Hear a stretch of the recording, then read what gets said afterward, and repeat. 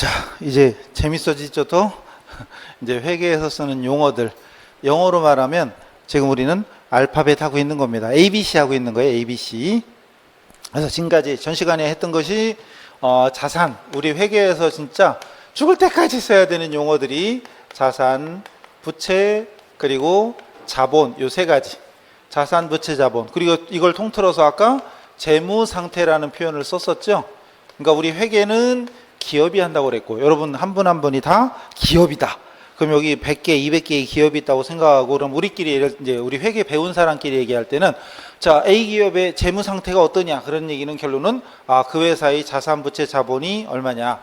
예를 들어 A라는 회사가 있는데 여기는 자산이라는 의미가 아니라 A라는 회사가 있는데 자산이 100억이고 부채가 70억이면 아까 자본이 30억이죠.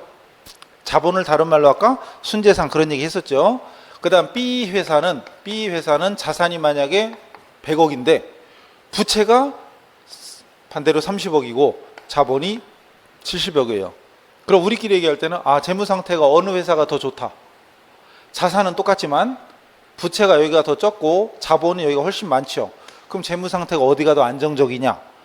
부채가 많아서 좋은 건 없잖아요. 그죠? 그래서 당연히 순재산이 많은 B 회사가 더 좋은 거야. 이렇게 우리끼리는 이제 판단이 되는 거죠. 그래서 자산, 부채, 자본을 통틀어 재무 상태라고 하고, 그 재무 상태를 보고하는 보고서가 바로 재무 상태표입니다. 재무 상태표. 그리고 얘는 일정 시점이에요. 시점. 몇 월 며칠 현재. 오늘 아까 9일이랬어요. 그럼 23년 9월 9일 현재라는 건 사실을 잘 안 하고 매월 말이든 보통 연말 기준 합니다. 예를 들어서 2022년 12월 31일 현재 또는 2023년 12월 31일 현재, 보통 이렇게 연 단위로 합니다. 연 단위로. 그럼 자산총액, 그리고 자산이 얼마고 부채가 얼마고 자본이 얼마다라는 걸 일정한 양식을 만드는데, 여기서 또 중요한 게 있어요. 우리 회계에서만 하는 짓이 있어요. 여기 노란색으로 보면, 여기 노란색으로 되어 있는 거 보면 이렇게 알파벳 T자 모양이죠. 그래서 앞으로 우리 회계에서는 이 자산, 부채, 자본, 자산 중에 아까 대표적인 게 현금, 예금, 상품, 건물 막 이런 게 있었잖아요. 그럼 여러분이 장사를 하면, 가게에서 장사를 하면 매일같이 돈이 들어오고 나가고 변동이 있죠. 예금도 늘었다 줄었다 변동이 있겠죠. 상품을 사고 팔고 하다 보면 늘고 줄고 변동이 있겠죠. 그런 것들을 결국은 장부에다가 기록하고 계산하고 정리를 할 거 아니에요. 근데 예를 들어서 현금이라고 쳐요. 그럼 현금이라고 치면 100만 원 들어왔다. 예를 들어서 100만 원 들어왔다. 그 다음에 70만 원 나갔다. 그 다음 50만 원 들어왔다. 그 다음 30만 원 나갔다. 그 다음 120만 원 들어왔다. 그 다음 200만 원 나갔다. 막 이렇게 적으면 나중에 계산하기 어떨까요? 오이씨, 좀 그쵸? 이렇게 써놓으면 계산하기 참 뭐하죠? 그럼 조금 발전시켜 볼까? 100. 그럼 나간 건 따로 적어보자. 70, 50, 30, 120, 200 이러면 조금 낫나? 조금 낫네요. 그죠? 아까보다는. 그럼 들어온 거 끼리 적고 나간 거 끼리 적었으니까, 이건 들어온 거 이건 나간 거 이렇게 적었으니까 조금, 아까 들어온 게 얼마야? 270, 나간 건 300이네. 어이씨. 어쨌든 아까 이렇게 적는 것보다는 이게 좀 낫겠다. 그죠? 어쨌거나 이렇게 들어오고 나가는 걸 계속해서 장부에다가 기록하고 계산하면서 정리해 나가야 되잖아요. 근데 이런 식으로 회사마다 그냥 막 이렇게 적는 게 아니라, 우리 회계는 일정한 원리 원칙이 있다고 그랬죠. 그리고 기록하는 방식이 있어요. 바로 T계정. T자 모양. 이 T자 모양을 우리 앞으로 회계 공부하다 보면 계속 뭐라고 하냐? T계정이라고 합니다. 다시 장부에다가 기록, 계산, 정리하는데, 그 기록, 계산, 정리하는 단위를 계정이라고 합니다. 계산하기 위해서 정리하는 어떤 양식, 계정. 발음이 좀 그렇죠? 계정. 강아지 개자 아니에요? 계정입니다. 그 영어로 하면 어카운트, 그리고 아까 회계하기 영어로 어카운트 ing, 어카운팅이거든요. 어카운트 줄여서 AC. 그 앞으로 제가 AC 쓸 일이 별로 없어요, 사실은. 근데 가끔 쓸 일도 있는데 AC 쓰면 계정입니다. 회계에서는 그래서 아까 현금, 예금, 상품 뭐 이런 거 썼는데, 아까 그 앞에다 뭐라고 썼냐 하면, 뭐라고 썼죠? 앞에? 여기 뭐라고 썼어요? 계정, 과목 이렇게 썼죠? 계정의 이름이에요. 계정의 이름. 계정의 이름. 계정의 이름. 즉 현금 계정, 상품 계정, 건물 계정, 토지 계정 이런 식의 계정이라고 합니다. 만약에 여기다 현금이라고 쓰면 우리는 현금 계정이라고 읽는 것이고, 여기다 만약에 외상매출금이라고 쓰면 앞으로 제가 바쁘면 외출이라고 쓸 거 외출, 외상매출금. 그 외상매출금이라고 쓰면 외상매출금 계정입니다. 여기다 상품이라고 쓰면 상품 계정. 그래서 앞으로 우리 T 계정 이렇게 얘기할 거예요. T 계정. 그래서 우리 회계에서는 이제 금액 계산하고 할 때 이 T 계정에 아까 제가 이렇게 현금을 이렇게 쓸 수도 있고 이렇게 쓸 수도 있는데 우리 회계에서는 이렇게 씁니다. 이렇게. 그럼 예를 들어서 여기다 현금이라고 쓰자. 그러면 아까 우리 현금이 자산이라고 그랬잖아요. 자산이라고 그랬죠. 자산이라고 그래도 자산이 그럼 이제 증가 감소는 지금부터 따질 건데, 예를 들어서 아까 이거 쓴 것처럼 100 여기다 적으면 돈이 들어온 거고 여기다 적으면 돈이 나간 거다 이렇게 약속을 합니다. 근데 그건 좀 이따 하고, 일단은 계정이라는 단어 T계정. 그래서 우리가 이 T계정 이게 계정이 나오면 이 T계정의 왼쪽을 차변이라고 해요. 오늘부터 우리는 차변이라는 단어, 이것도 회계 용어입니다. 그리고 오른쪽 이 단어를 오른쪽이라고 안 하고 이제 회계에서는 대변이라고 합니다. A씨 왜 하필이면 대변이야 따지지 마시고 그냥 왼쪽이 차변이고 오른쪽이 대변이라고 알아두세요. 그래서 비슷한 양식은 24쪽에 있는데 그냥 이걸 보세요. 그냥 자, 그래서 무조건 우리는 T계정 T자를 딱 그리고 왼쪽을 차변 오른쪽을 대변, 하다못해 이것도 이제 회계 용어니까 차변 대변, 왼쪽 오른쪽 꼭 기억하시고, 그리고 이제 우리가 수백 년 동안 우리가 지금 하는 회계가 이제 부기가 복식부기라고 하는데 수백 년 동안 이 원리를 계속 써왔어요. 자, 이유 없어요. 그냥 우리는 외워야 돼. 자산은 차변의 적자. 그냥 외워야 돼요. 왜? 수백 년간 그렇게 해온 거니까. 우리가 이거 오른손이라고 하자. 왜 오른손이야? 따지지 말고 그냥 오른손으로 알아두면 되잖아요. 오늘 외우세요. 자산은 차변이다. 그 다음 부채와 자본은 대변의 적자. 이거 외우세요. 자, 이제 앞으로 우리 회계하는 동안에는 수백 년간 이어져 온 우리가 약속이 있는데 그 약속이 자산은 차변에 적고 부채와 자본은 대변에 적자라고 약속을 했어요. 우리는 외우세요. 자산은 차변이다. 부채는 대변이다. 자본 대변이다. 외우세요. 이건 외워야 돼. 그래서 오늘 계정 과목 있죠. 현금, 예금, 상품, 건물, 토지 막 이런 계정 과목하고 이 재무상태표 차변에는 자산을 적고 대변에는 부채와 자본을 적자. 이거 외워야 돼요. 이거 외워야 돼요. 위치를. 자산은 나 대변에 적고 싶은데 그러면 안 돼요. 그냥 난 대변에 적고 싶어도 그냥 무조건 차변에 적어야 돼. 자산은 차변, 그리고 부채와 자본은 대변. 외우세요. 그리고 아까 왜 자산이 A라는 회사가 자산이 100억인데 부채가 70억이래요. 그럼 자본은 얼마일까요? 이러면 이거 문제도 아니죠. 근데 이런 문제가 앞으로 계속 나와야지. 계속 나옵니다. 물론 이렇게 쉽게는 안 나오겠지, 그죠? 이렇게 쉽게는 안 나오겠지만 이렇게는 계속 나옵니다. 예를 들어서 그럼 자산 부채인데 자본이 없어. 그럼 구하면 되지. 여기서 이거 빼면 돼. 30이야. 구하면 돼요. 반대로 이럴 때도 있어요. 부채가 안 나와. 구하면 되죠. 자산은 부채하고 자본을 더한 거와 똑같아야 돼. 똑같아야 돼. 왜? 자산에서 부채 뺀 게 자본이었으니까 자산에서 부채 뺀 게 자본, 자산에서 자본 빼면 부채. 구할 수 있죠. 또는 반대로 이럴 때도 있어요. 이걸 구하래요. 물론 진짜 시험에 170 이렇게는 안 나오겠지. 그러나 숫자는 달라지겠지만 계속 나옵니다. 물론 숫자는 좀 더 복잡해지겠죠. 뭐 150만 원, 7,500만 원 나오겠죠. 근데 이렇게 나옵니다. 그러면 자산을 구해라 그러면 부채와 자본을 더하면 돼요. 이게 앞으로 계속 나옵니다. 그러니까 우리는 그냥 일단 외우세요. 자산은 차변, 부채와 자본은 대변. 외우세요. 그리고 아까 자산총액에서 부채를 뺀 금액을 자본이라고 했잖아요. 순재산, 순자산, 아까 뭐 소유주 지분, 자녀 지분, 말이 조금씩 계속 달라지니까 좀 헷갈려 할 수도 있어요. 근데 오늘은 그냥 처음이니까 낯선 거고요. 그냥 그러려니 하고 그냥 눈 뜨고 귀 열고 계시면 또 때가 되면 어차피 또 계속 나옵니다. 자, 그 다음에 또 그럼 이걸 조금 바꿔서 생각하면 자산총액은 부채와 자본을 더한 거와 같다. 자산총액은 부채와 자본을 더한 거와 같다. 같은 얘기가 되죠. 자산에서 부채 빼면 자본이다. 자산은 부채와 자본을 더한 거와 같다. 같은 얘기죠. 그래서 왜 앞에 조금 전에 아까 자산에서 부채 빼면 자본이다 이 등식을 자본 등식이라고 했고요.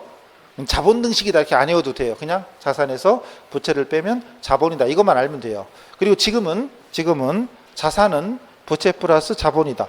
자산은 부채와 자본을 더한 거와 같다. 이해하시면 돼요. 솔직히 공식 재무상태표 등식이 이렇게 안 외워도 됩니다.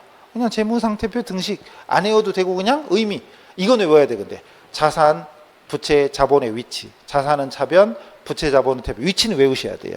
그리고 그냥 자연스럽게 자산에서 부채 빼면 자본. 자산은 부채와 자본을 더한 거와 같다. 이렇게 이해하시면 끝. 오늘은.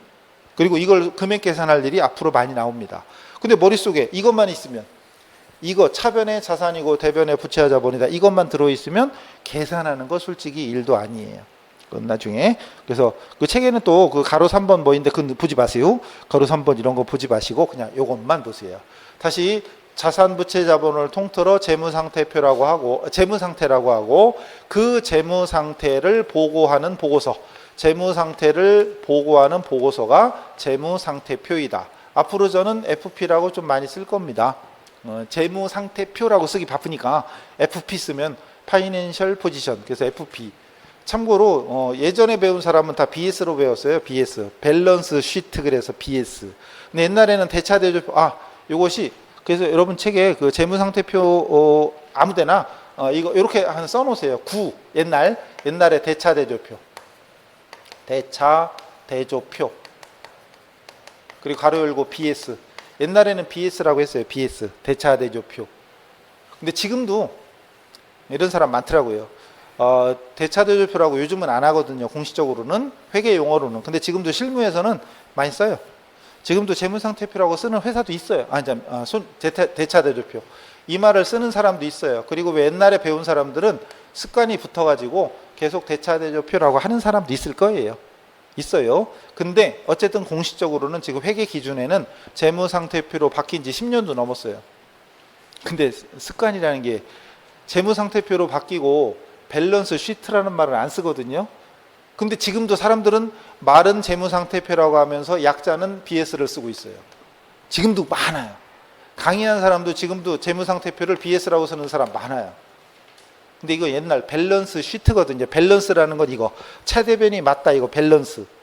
근데 어차피 영어를 썼으면 요즘 영어는 FP인데 왜 BS를 쓰는지 습관이 중요한 거예요. 습관. 여러분 지금 회계를 진짜 처음 여기서 듣는다. 복 받은 줄 아셔요.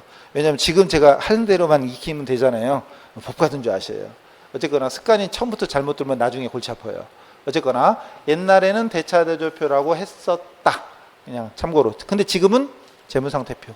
사실 헷갈릴 일은 없고요. 넘어가죠. 그래서 차변의 자산이고 대변의 부채와 자본이다. 이건 그냥 무조건 일단 기억하시고 넘어갑니다.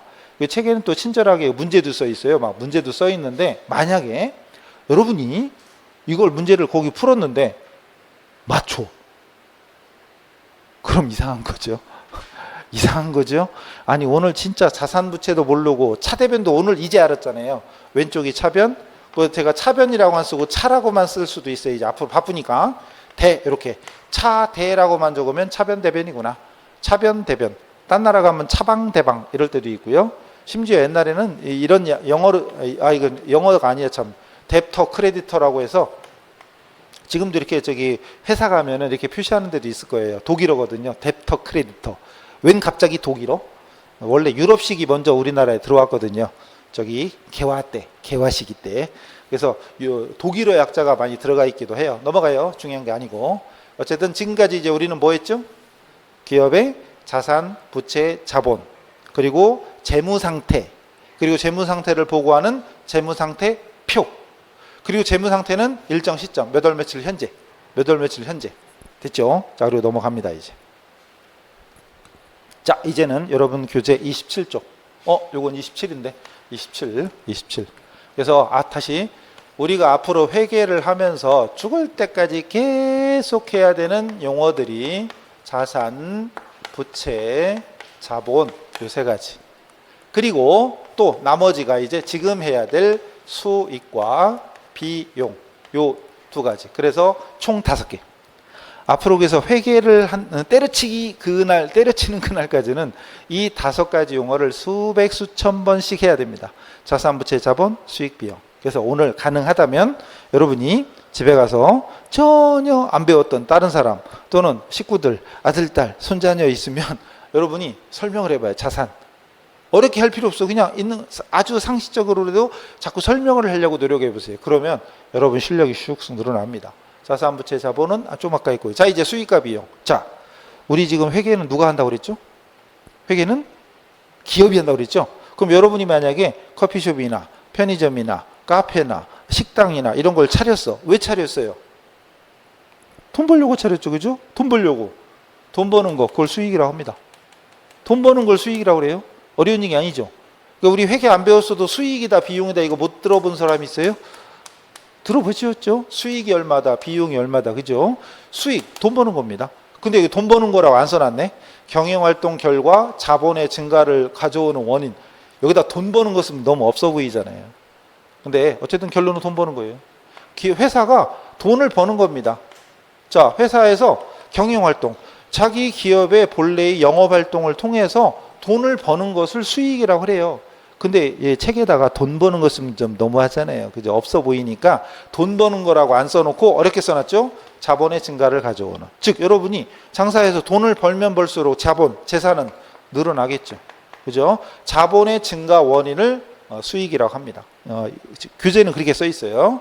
그리고 책에 그 27쪽에 보면은 1번에 가로 1번 수익 그래놓고 가로 1번에 정의, 가로 2번에 분류 이런 거 있는데 나중에 때가 되면 어차피 또 해야 돼요. 오늘은 그게 중요한 게 아니에요.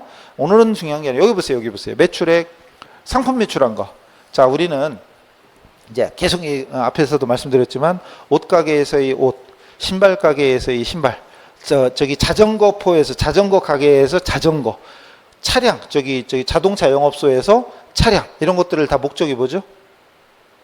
팔려고 산 거. 그걸 뭐라고 한다고요? 상품.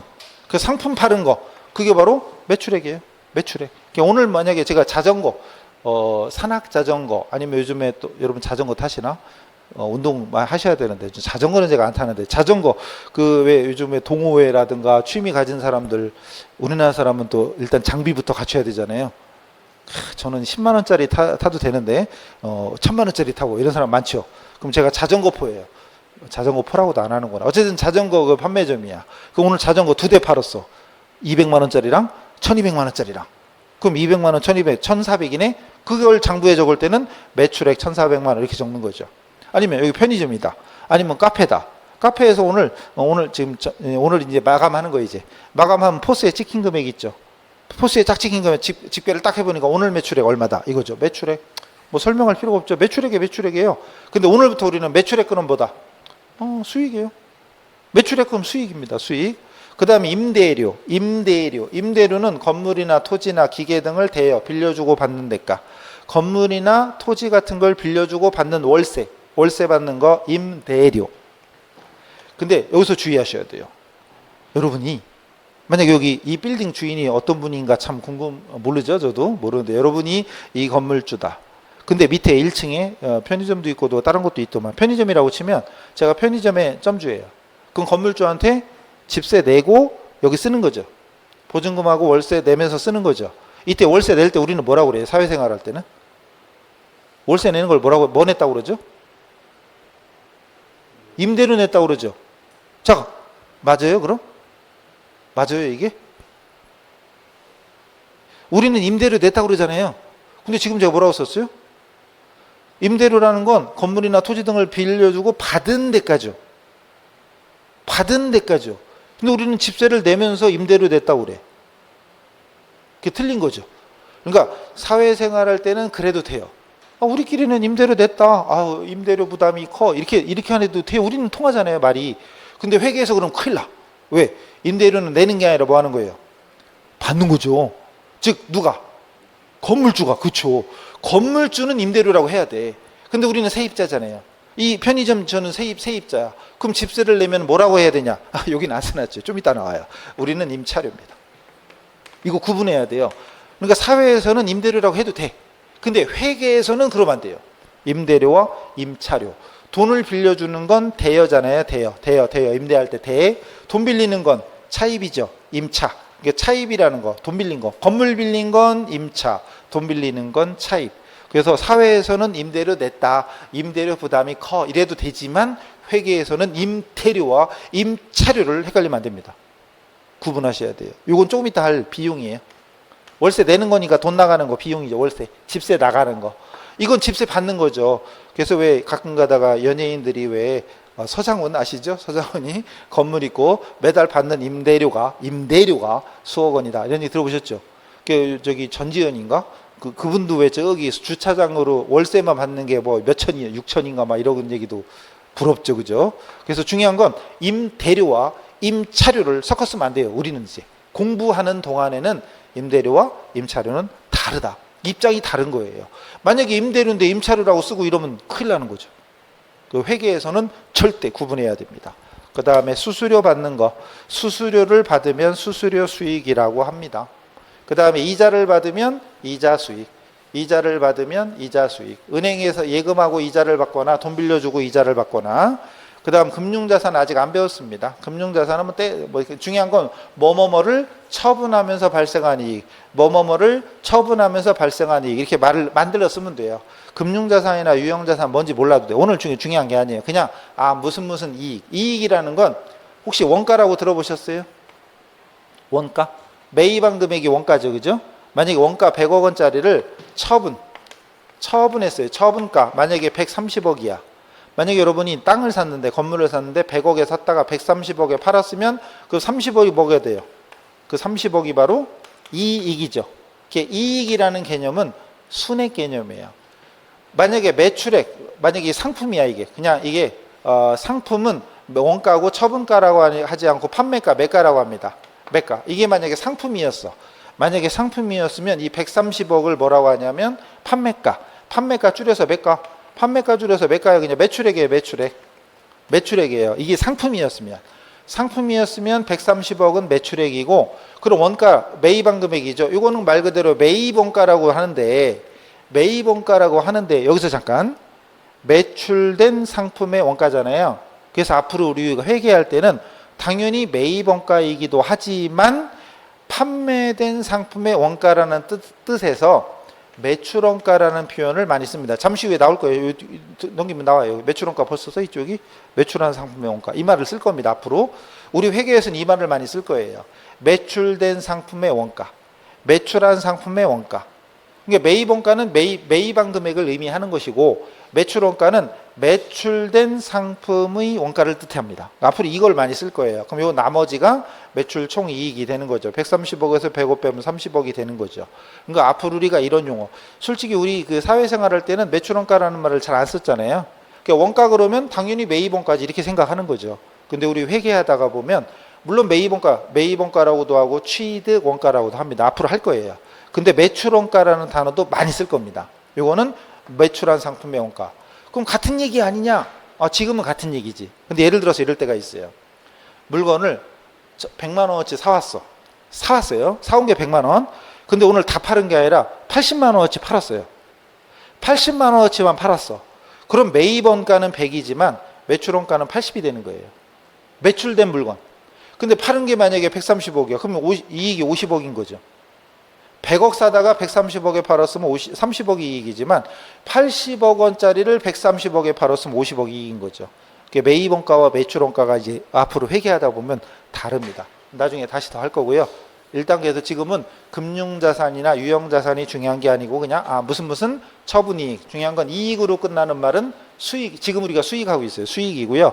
잡이익은 잡다한 이익, 영업활동과 무관하게 발생하는 이익이다. 금액이 적고 중요하지 않다. 오늘은 중요한 거 아니에요.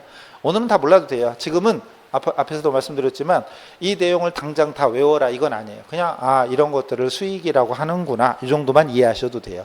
기억을 못 하셔도 돼요. 어차피 나중에 또 하게 되면 어차피 또 2번, 3번 하고 그리고 여기 있는 것도 읽다 보면 이건 매출액 말고는 아무것도 모르겠는데 모르셔도 돼요.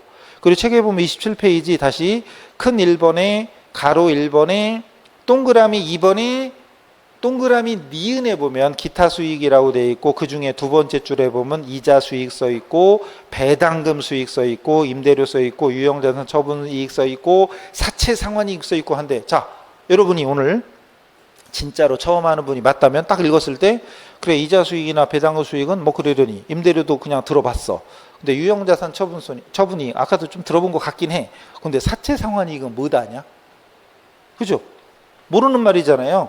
근데 여러분 이걸 오늘 알려고 노력하면 안 된다고 그랬죠.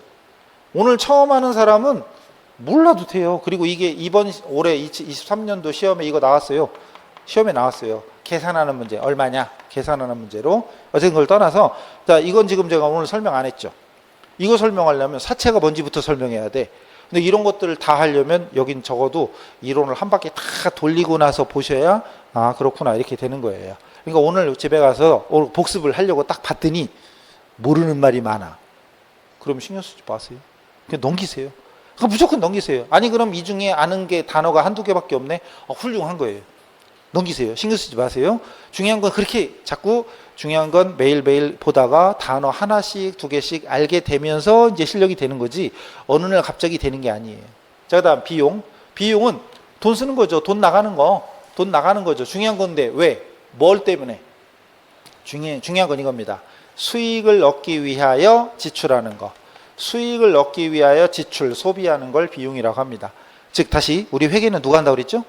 회계는 기업, 사업. 만약에 여러분 저기 식당을 해요. 요 주변에 식당 주인이야. 그럼 식당에서 손님들한테 식사를 제공하고 돈을 받으면 그게 수익이잖아요. 그게 매출액이죠.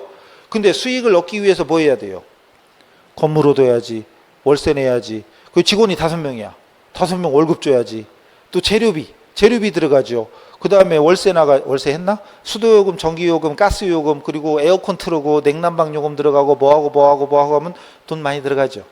그죠? 식기도, 그릇도 사야 되고, 뭐 포장기도 사야 되고, 젓가락, 뭐 이런 것도 사야 되고, 돈 나가는 거. 근데 그건 다 뭐 하려고? 수익을 얻기 위해서 나가는 돈이 많잖아요. 그런 것들을 뭐라고 한다? 비용. 근데 결론 돈 쓰는 거죠. 지출, 돈 쓰는 거잖아요. 근데 비용 뜻이 뭐냐? 돈 쓰는 거. 이러면 너무 없어 보이니까 좀 있어 보이게 자본의 감소를 가져오는 원인. 자본의 감소를 초래하는 원인이다. 이렇게 회계 이론상으로는 그럽니다. 그럼 아까 돈 버는 거 그럼 쓰기 좀 없어 보이니까 자본의 증가를 초래하는 원인. 비용은 돈을 쓰는 거야. 이렇게 하면 좀 너무 없어 보이니까 자본의 감소를 가져오는 원인. 이렇게 써놓은 거예요. 어쨌든 학문적으로는 이렇습니다. 이건 나중에 또 때 되면 하니까 오늘 제끼고 자 이제 비용 과목. 계정이라는 말 아까 있었죠. 기록 계산하는 단위, 과목명은 이름이에요. 이름. 그래서 이제 비용 중에 제일 기본적인 게 매출원가. 매출된 상품의 원가. 매입원가와 매출원가가 어떤 때는 같은 의미, 어떤 때는 다른 의미. 아까 100원에 샀어. 매입을 했어요. 그럼 매입했으니까 이 금액이 원가, 매입원가죠? 다 팔았어. 그럼 이게 매출했으니까 매출한 상품의 원가이기도 하니까 이거 매출원가거든요. 똑같죠. 이럴 때는. 근데 아까 제가 100만 원어치 사온 것 중에 80만 원어치 팔렸다. 그럼 팔린 만큼만 매출원가예요. 이럴 때는 다른 의미죠. 그러니까 매출한 상품의 원가. 50만 원, 80만 원짜리 150만 원에 팔았다 그러면 70만 원 이익 이런 식으로 매출원가. 매출한 상품의 원가. 수익을 올리기 위해서 들어간 돈, 비용. 그리고 임차료. 아까 말씀드린 임대료와 임차료 헷갈리면 안 돼요. 큰일 나요. 우리 사회에서는 임대료 냈다.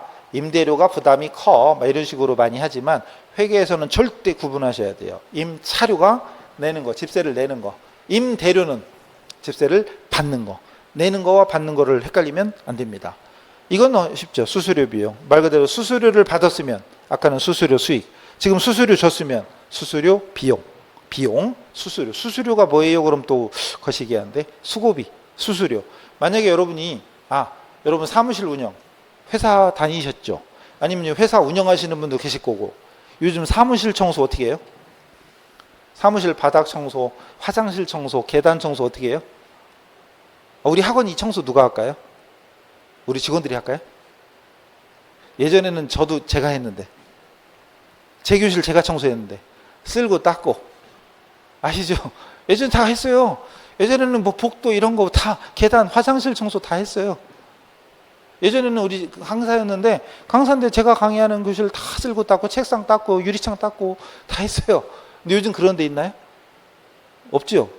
근데 어떻게 하죠 그럼 이거 청소? 업체가 있죠. 그죠? 계약을 하면 되잖아요. 그래서 빌딩 하는 사람들이 계약을 하면 계단이나 복도, 화장실 청소해 주는 분들 계시죠. 물론 자체적으로 하는 분도 계시겠지만 요즘은 대부분 맡겨요. 그러면서 뭘 줘요? 수급이 주는 거죠. 그럼 수급이 나간다 그러면 수수료 비용이 되는 거예요. 만약에 또 이런 거 혹시 이거 아세요? 세무사 기장 수수료 들어보셨어요? 여러분 그 돈 벌어 그러면 세금 신고, 부가세 신고하고 뭐 해야 되잖아요. 근데 자체적으로 하는 사람도 있지만 세무사무소한테 맡기는 거 기장 수수료. 어쨌든 수수료를 주면 수수료 비용, 수수료 받으면 수수료 수익 이러면 되죠. 그다음 비용에는 되게 많아요. 이자를 주면 이자 비용, 이자를 받으면 이자 수익, 이자를 주면 이자 비용. 설마 이자 비용 그랬는데 이게 수익이에요 비용이에요 그러는데 수익 그런 사람 없겠지. 이자 비용이 뭐냐? 비용, 그죠? 비용 써 있잖아요. 그 다음 금융자산이나 유형자산이 뭔지 몰라도 좋으니까 처분 손실, 처분 손실. 아까는 무슨 이익이었죠? 이익은 돈 버는 거 수익이고요. 반대로 손해보는 거. 예를 들어 100억에 구입을 했다가 100억에 구입했다가 70억에 처분했다. 그럼 손해봤잖아요. 글자 그대로 손실. 30억 손실이죠. 무슨 자산, 처분 손실. 무슨 자산이 중요한 게 아니라 앞으로 하다 보면 이제 여러분이 판단해야 돼요. 어떤 걸 얼마에 구입했다, 얼마에 처분했다 문제의 자료가 있을 거 아니에요. 그러면은 처분가액이 높으면 이익이고 낮으면 손실이죠. 그런 식으로 우리가 판단하시면 되고 결국은 이익은 수익이고 손실은 비용이다 이렇게 알아두시면 됩니다. 그 다음 잡손실은 잡다한. 손실은 손실인데 잡다한 거예요. 잡손실. 뭐 크게 지금 오늘은 크게 중요한 게 아니고 오늘은 무슨 손실, 무슨 손실 이런 글자 나오면 비용이구나. 무슨 손실은 비용에 해당되는구나. 무슨 이익은 수익, 무슨 손실은 비용 이렇게 이해하시면 되고 그다음 인건비. 인건비라고 하는 거 급여 좀 아까 지나갔죠. 급여. 그다음 복리후생비 직원들한테 주는 거, 접대비 거래처를 위해서 식사를 제공하거나 하는 거 접대비, 여비교통비 말 그대로 여비나 교통비, 여비 교통비 여러분이 출장을 갔다 출장비로 쓰는 거, 식사하는 거, 뭐 기름 넣고 하는 거 이런 거 여비 교통비. 그다음 통신비 전화요금이나 인터넷 요금 이런 것들이 통신비. 수도광열비 수도 전기 가스 요금, 냉난방비 이런 것들이 수도광열비. 지금 당장 외워야 되는 게 아니고 다 끝나는 말이 다 무슨 비비비비비 그죠? 말 그대로 비용의 줄임말이 비자잖아요. 소비 무슨 비용 비. 그 다음에 세금과 공과, 세금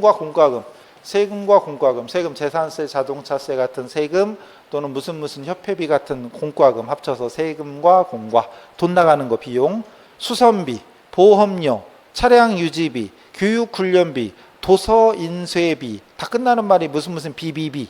보험료는 료네, 비료, 요금할 때 료죠. 요금할 때 요금, 보험료. 그 다음에 수선비, 차량주비, 뭐 도서인쇄비 이거 당장 안 외워도 됩니다. 여러분 교재에는 영업비용이며 영업외 비용이며 막 이런 것들이 있는데 지금 신경 쓰지 마시고요.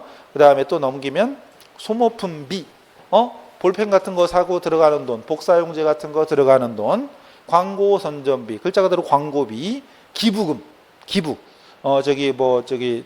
이번 여름에도 재해 입으신 분들 많고 외국에도 요즘 그 기후 때문에 난리가 났죠. 어디 가면 폭우, 뭐 마을 떠내려가고 막 차들 막 떠내려가고 막 보셨죠.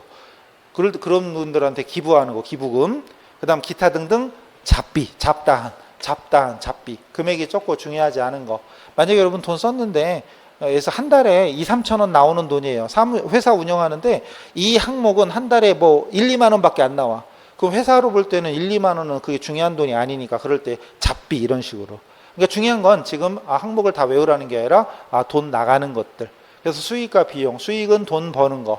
수익에는 무슨 이익이라는 단어가 포함되어 있고 손실은 비용에는 무슨 손실이라는 단어가 포함되어 있다는 점 참고하시고 다시 여기 보실까요? 아까 왜 자산부채 자본을 통틀어 아까 재무상태라는 표현을 썼었죠. 그리고 재무상태를 보고하는 보고서가 이름이 뭐였죠? 재무상태표였죠. 재무상태표였습니다. 그 다음에 수익과 비용. 예를 들어서 여러분이 지금까지 1월 1일부터 지금까지 계속해서 영업을 했어요. 그래서 매일매일 매출액 집계하고 또 매월 집계하겠죠. 여러분 장사하는데 매월 집계 안 할까요? 하겠죠. 이번 달에 매출액이 얼마, 그 다음에 인건비 뭐 나간 거 얼마, 그럼 이번에 순수하게 얼마 벌었네. 메모 기록하겠죠. 계속 해오겠죠. 그리고 정상적인 사업을 하면 무조건 기록해야 돼요. 그래야 세금도 내야 되죠. 세금 계산도 해야 되잖아요. 그래서 어쨌든 수익과 비용을 계속 기록을 해서 나중에 만약에 1년 동안 다 모았어요. 1년 동안 자료를 모았어. 그럼 수익이 총 얼마고 비용이 총 얼마냐를 딱 비교를 할 수 있잖아요. 즉 그거를 기업의 경영성과라고 합니다. 경영성과. 여러분 교재에는 재무성과라고 돼 있어요. 지금 27페이지 보면. 근데 27페이지 메뉴에 재무성과와 포괄손익계산서라고 돼 있는데 재무성과라고 돼 있죠. 근데 보통은 경영성과라고 합니다. 보통은 경영성과라고 하지 재무성과라고는 잘 안 합니다. 왜냐하면 재무상태 할 때 재무가 들어가잖아요. 근데 여기도 재무성과 이러면 또 가끔 또 헤매는 사람이 있고요. 중요한 건 보통은 재무성과라는 표현을 안 씁니다. 경영성과라고 합니다. 경영성과. 그다음 경영성과를 보고하는 보고서가 있어요. 그게 바로 손익계산서입니다. 책에는 포괄손익계산서인데 포괄자가 붙어야 맞아요. 원래는 포괄자가 들어가야 맞는데 포괄자 들어가고 안 들어가고 차이는 나중에 할게요. 일단은 손익계산서. 그래서 진짜 우리 회계를 이제 우리는 걸음마 시작했잖아요. 이제 시작했지만 오늘 시작하는 날부터 회계를 언제 때려칠지 몰라도 때려치는 그날까지 평생 써야 되는 용어가 자산, 부채, 자본, 수익, 비용 요 5가지와 재무상태표 그리고 손익계산서 이 표현은 진짜 죽을 때까지 회계를 때려치는 그날까지 계속합니다. 자산, 부채, 자본, 수익, 비용, 재무상태표, 손익계산서. 포괄자가 있고 없고가 중요한 건 아니고요. 나중에 해보시면 뭐 별거 없어요. 범위의 차이거든요. 일단 포괄자가 없는 게 발음이 좀 편하죠. 손익계산서 이런 거. 그래서 오늘 이 시간부로 자산, 부채, 자본, 수익, 비용, 재무상태표, 손익계산서를 자꾸 말로 뱉어보고요. 그리고 할 수만 있다면 누구 옆에 앉혀놓고 가르쳐 보세요. 자꾸 표현해 보세요. 이렇게 이게 자산은 이런 거야. 이렇게 어렵게 안 해도 쉽게 무식하게 제가 무식하게 하죠. 지금 얼마나 무식하게 합니까? 진짜 공부 잘하는 사람이 제 강의 보면 욕할 거예요. 저 무식한 놈. 저 무식하게 합니다. 간단하게 진짜. 우리 시험에 진짜 여러분 아무것도 모르는 자산부채도 모르고 현금도 오늘 처음 들었어. 자산부채도 처음 들었어. 그런 분들을 위해서 지금 강의하는 거예요. 근데 만약에 배운 사람이 보면은 되게 참 거시기 하네 할 거예요. 진짜로. 제가 되게 무식하게 하는 거예요. 진짜 초등학생 수준으로 하는 거예요. 근데 오늘 아무리 그래도 내용을 쉽게 한다 하더라도 중요한 건 여기 있는 것들이 다 오늘 처음 들어본 말들이잖아요. 여러분 입장에서는. 근데 지금까지 세상 살아오면서 모르는 분야에 딱 들어갔는데 용어가 있는데 그거 딱 보자마자 다 외워지고 이런 거 있어요? 사실 그런 게 어디 있어요. 여러분 취미 활동 뭐 하시나? 운동, 야구, 탁구, 축구, 농구, 사이클, 뭐 수영, 뭐 안 하세요? 그럼 뭘 하더라도 가면은 용어들이 있잖아요. 근데 그 용어들이 처음부터 이게 막 나오냐고요. 나올 리가 없잖아요. 더군다나 지금 오늘 개수로 따지면 수십 개가 나왔는데 이런 것들은 앞으로 시간 되면서 계속 중요한 얘기는 반복되겠죠. 당연히. 오늘 당장은 다 안 외워도 좋은데 안 외워도 좋은 게 아니라 당연히 안 외워지죠. 안 외워도 상관없어요. 중요한 건 나중에 교재 지금 27페이지 하고 있었죠. 그럼 여기서 재무성과 밑에 경영성과라고 써놓으셨나? 아까 제가 경영성과라고 했으니까. 그래서 재무성과나 손익계산서라는 단어를 봤을 때 이게 무슨 말이다. 대충 이해할 정도. 그 정도면 된 겁니다. 오늘은 그 정도면 된 겁니다. 여러분 교재에 보시면 27쪽하고 28쪽에 뭐 이상한 거 많이 써 있죠. 특히 28쪽에 엄청 중요한 게 한국재택국제회계 기준에 의한 포괄손익계산서 해가지고 이상한 거만 써 있잖아요. 그죠? 손익계산서 줄여서 인컴 스테이트먼트인데 엄밀하게는 그것도 틀려요. 엄밀하게는 뭐 앞에 뭐가 붙어요. 컴프리헨시브 막 이렇게 붙어가지고 뭐 이상해요. ISN이가 좀 거시기하네. 어서 이상한 거 들어본 것 같죠? 손익계산서, 인컴 스테이트먼트. 인컴이 소득이니까 이익이잖아요. 그러니까 제 회사가 얼마 벌었다라는 걸 보고하는 서류입니다. 그 다음 손익계산서가 여기도 IS라고 적어드렸죠? IS. 근데 엄밀하게는 앞에 더 붙어요. 여기 컴프리헨시브, 포괄 이상하게 붙어요. 그 다음에 여기서 일정 기간에 경영성과를 보고하는 보고서입니다. 경영성과를 보고하는 보고서. 재무상태는 아까 뭐라고 했었죠? 근데 재무상태는 일정 시점이었고요. 지금은 기간이에요. 즉 몇 월부터 몇 월까지. 예를 들어서 얘는 23년도 1월 1일부터 12월 31일까지 이렇게 되는 겁니다. 자, 주의할 점은 재무상태는 12월 31일 현재 자산과 부채 자본이라는 뜻인데 12월 31일 현재 수익 이게 아니잖아요. 12월 31일까지 발생한 수익이란 뜻이죠. 1월부터 12월까지의 전체 수익. 그 다음에 이 노란색 T자를 기준으로 왼쪽이 뭐였죠 아까? 왼쪽이 차변, 오른쪽이 대변이었죠. 그리고 아까 재무상태표를 적을 때 차변 쪽에 왼쪽에는 자산을 적고 오른쪽에 대변 쪽에는 부채와 자본을 적는다라고 했었죠. 그죠? 그리고 이 차변합계와 대변합계는 일치한다. 자산에서 부채 빼면 자본, 자산에서 자본 빼면 부채. 엉덩이나 방댕이나 같은 말이죠. 그 자산 총액은 부채와 자본을 더한 것 같다 했었죠. 자산이 왜 차변이다 따지지 말랬죠. 자산은 차변이다 외워야 돼요. 그냥 수백 년간 이렇게 해왔어요. 그래서 원래 15세기부터 해야 되거든요. 이 복식부기 원리가. 우리나라는 그거보다 더 빨리 했대. 예전에 개성 아시죠? 송도 고려시대 때부터 지금 우리가 하는 이 원리를 거의 우리가 쓰고 있었대요. 기록이 있어요. 그때는 우리는 차변대변이라고 안 했지만 어쨌든 이 기록이 자산부채 이것도 있어요. 자산부채도 있어요. 그 고려시대 때부터. 언제까지 썼냐? 1900년 초반, 20세기 초반, 일제시대 그 전에. 그때 옛날 우리나라 초기 은행이 제일 오래된 은행이 어디였어요? 있었죠. 어쨌든 옛날 오래된 은행에서도 썼었어요. 우리나라 그 사계치부라고 있었거든요. 어쨌든 뭐 그런 게 있었는데 넘어가고 어쨌든 결론은 수백 년 동안 이어져 온 약속, 자산은 차변, 부채 자본 대변. 마찬가지로 수익 비용도 위치가 정해져 있습니다. 외우셔야 돼. 수익은 대변. 왜 없어요? 그냥 외우세요. 수익은 대변, 비용은 차변. 즉 1년 동안의 총 수익 대변, 총 비용 차변. 만약에 1년 동안 1000억을 벌었다. 1000억을 벌었어요. 근데 1000억을 벌었지만 이 1000억을 벌기 위해서 나가는 집세며 인건비며 수도요금, 전기요금, 기타 등등 해가지고 700억을 썼대요. 결론은 1000억을 벌기 위해서 700억 썼으면 순수한 넷 인컴, 순수한 이익은 당연히 300억이 되겠죠. 근데 이걸 여러분이 앞으로 계산해야 될 일이 계속 생깁니다. 문제 자료로 수익 비용이 여러 개가 있겠죠. 그냥 1000 이렇게 나오진 않겠죠. 수익 금액이 나오고 비용도 나올 거야. 그럼 여러분이 알아서 이건 수익이 이건 비용이야 따진 다음에 보다시피 수익이 많으면 이익인 거죠.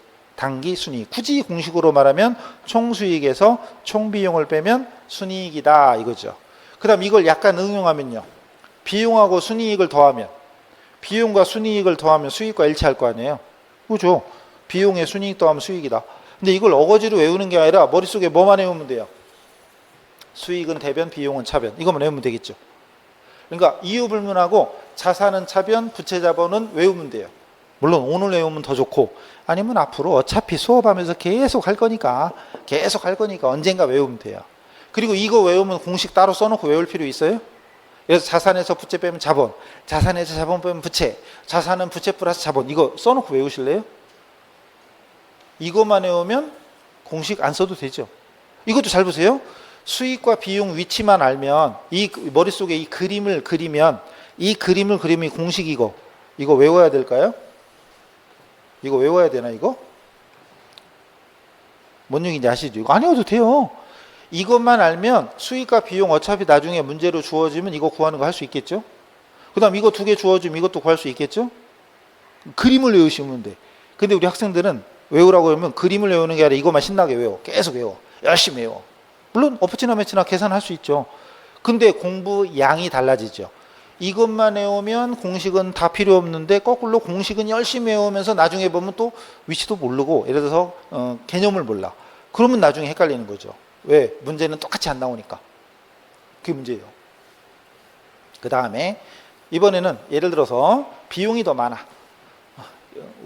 여러분 아시죠? 요즘 경기가 엄청 안 좋은 거. 여러분은 IMF 다 겪으셨죠? 저는 개인적으로 원래 없는 사람이라 IMF고 뭐고 저는 몰라요. 원래 없는 사람은 있는지 뭐 IMF고 뭐 몰라. 모르고 지나갔는데 요즘은 제가 어려워요. 근데 저만 어려운 게 아니라 지금 웬만한 사람들 거의 다 어렵죠. 장사하는 사람, 이 자영업자들도 어려운 거 아시죠? 업종 불문하고 물론 잘 되는 데는 진짜 잘 되지만 대부분이 지금 거의 막 죽으려고 어떻게 죽지 못해 살고 이런 사람도 있고 장사를 수익이 있으니까 이익이 있으니까 하는 게 아니라 어쩔 수 없이 하는 이런 사람도 많을 정도로 경기가 되게 안 좋아요. 요즘 그런 거죠. 아니 1년에 700억을 벌었어. 너무 많은가? 이제 700억을 벌었어요. 근데 쓴 돈이 1000억이야. 그럴 수도 있잖아요. 그럼 이럴 때는 말 그대로 손해봤죠. 손실. 그럼 이것도 머릿속에 아까 수익은 대변이고 비용은 차변이고 외우랬잖아요. 무조건. 그죠? 이 그림을 머릿속에 그렸다. 그러면은 이것만 딱 봐도 여러분이 알아서 공식을, 그래 비용 총액이 수익보다 300억이 많아. 그럼 그만큼 손해구나. 손실. 구할 수 있잖아요. 공식 안 외워도. 비용 빼기 수익은 손실이야. 그럼 아까도 여기 이익일 때 공식도 2줄 써놨고 지금 손실일 때 공식도 2줄 써놨죠. 만약에 공식 외우면 4개를 외워야 돼. 근데 4개를 외우는 동안에 저 같으면 비용은 차변이고 수익은 대변이야. 끝. 어때요? 뭔 얘기냐지 감이 오세요? 그러니까 공부는 그렇게 하는 게 효율적인데 아무리 얘기해도 이것만 외우면 되는 일을 꼭 이걸 좋아해. 그냥 외우는 걸 좋아해요. 물론 외워도 답은 나와요. 근데 이건 뭐 손익법이니 뭐 이게 중요한 게 아니고, 자 수익은 대변, 비용은 차변, 이거 외우셔야 돼요. 이건 외우세요. 일단 외워놓으세요.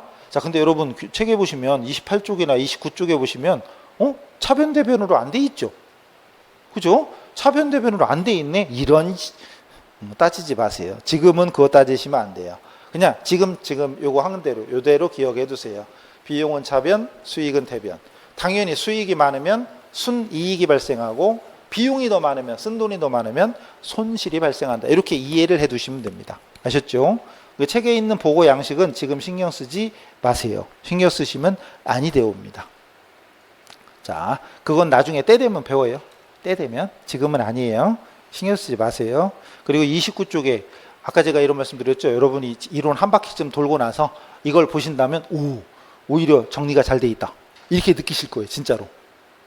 근데 지금은 이게 다 뭔 소리야 이렇게 되는 거죠. 28쪽이나 29쪽을 보고 이게 무슨 얘기인지 안다 그러면 당연히 회계원리 배운 사람이에요. 안 배운 사람은 여기 있는 거 까마득히 모르는 게 정상이에요. 신경 쓰지 마세요. 그냥 이것만 외우세요. 이것만 외우세요.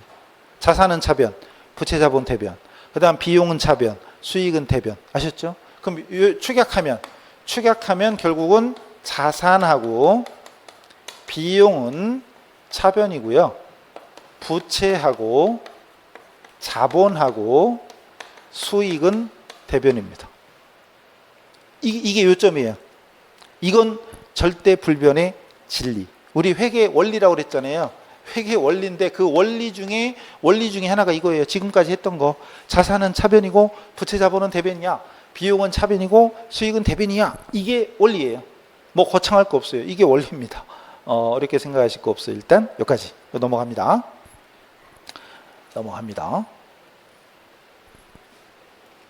자, 그 다음 여기에 여러분 교재 31쪽인가요? 그럼 31쪽에 또 이상한 게 있어요. 넘어가면 31쪽에 3번 당기 순손익의 계산이라고 되어 있죠. 당기 순손익이라는 손익 계산이라는 건 손실일 수도 있고요. 손실일 수도 있고 이익일 수도 있잖아요. 만약에 비용하고 수익을 이제 집계를 해보면 수익이 많으면 이익이고 비용이 많으면 손실인데 그걸 합쳐서 우리는 순손익이다 이런 표현을 써요. 그래서 당기 순손익 그러면 이익이 될지 손실이 될지 미리 알 수는 없으니까 손익 계산 해보자 이렇게 의미를 이해하시면 돼요. 손익 계산 해보자. 그 당기 순손익 계산 이건 시험에 우리 시험 잘 나오거든요.